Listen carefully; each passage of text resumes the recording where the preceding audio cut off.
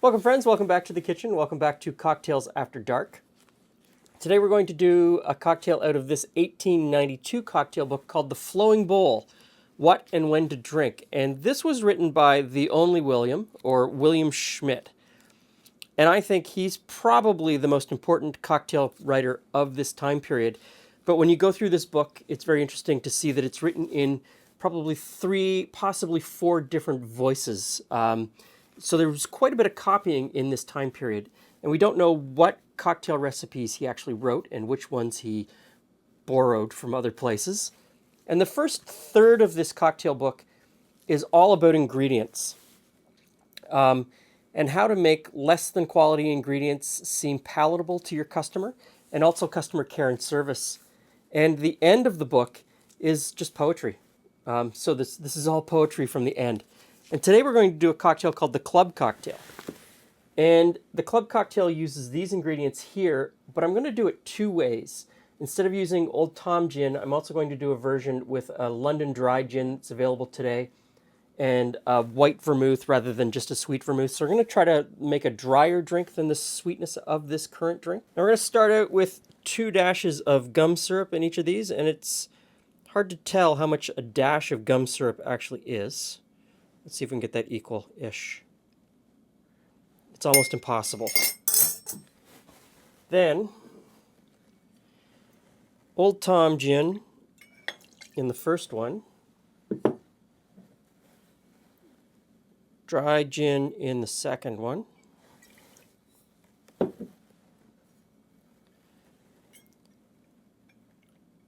Sweet vermouth in the original. And then I'm going to do this one with a dry vermouth. William talks about vino vermouth, and by that he means a red Italian vermouth and French vermouth. Then we get a dash of chartreuse in each one. So again, how much is a dash?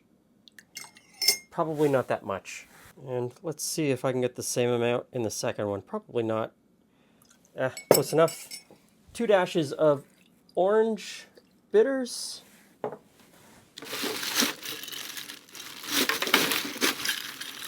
And then we ice these down and give them a stir.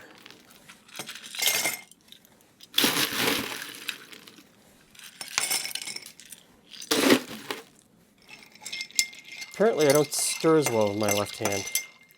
Anyway, so that's probably enough. So, a couple of Nick and Noras.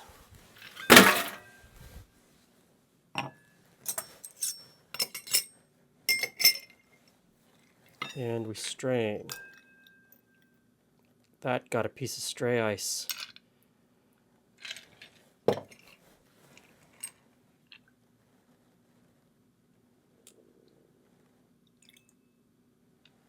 there we have 2 versions of the Club Cocktail. Hey, Glenn. Hey, friends. 2 versions look very different. So this is the version as written in 1892. Okay. And this is a version with ingredients that are probably more to the taste of today. So that's interesting. I'm going to say this one's probably a little sweeter. Yeah. We'll see. We'll see. Okay, so I'll take the older one first. Okay.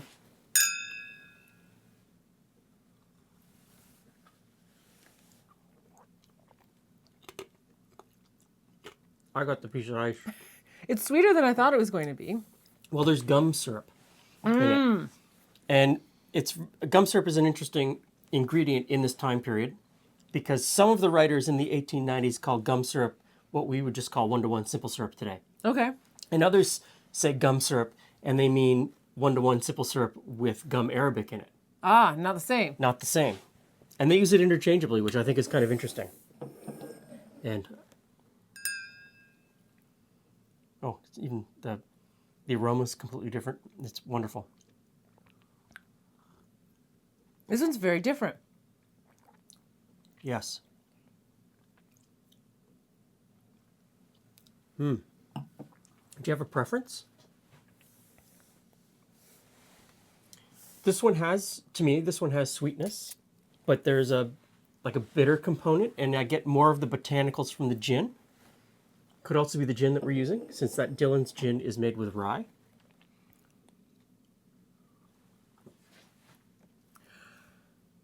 They are distinctly different. Yes. I could not tell you that I prefer one over the other based on them being the same. Yeah. They are. I'm probably more likely to order that one, Me too. I think. I was gonna say this would be my favorite too. but I know a lot of people who would enjoy this one more.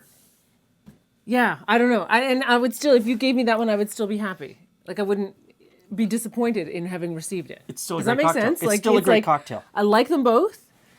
If you didn't have them back to back, if I hadn't been given them back to back, and this is the one that I had made today and said, oh, I would say that's a great cocktail. It is a great cocktail. Yeah.